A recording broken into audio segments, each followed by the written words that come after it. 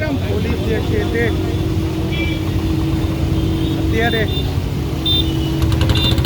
આવી ચૂકી છે અને તેનું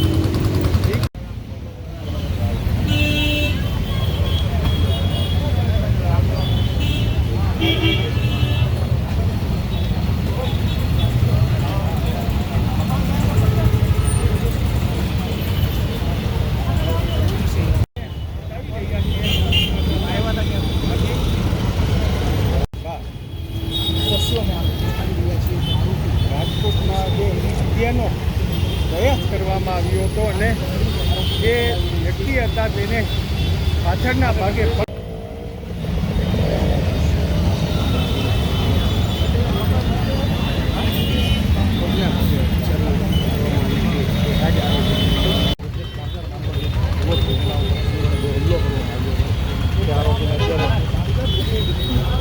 પોલીસ દ્વારા સમગ્ર ઘટનાનું રિકન્સ્ટ્રક્શન કરવામાં આવી રહ્યું છે.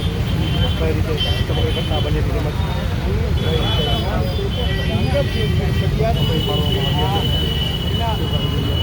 આવી રહ્યો છું.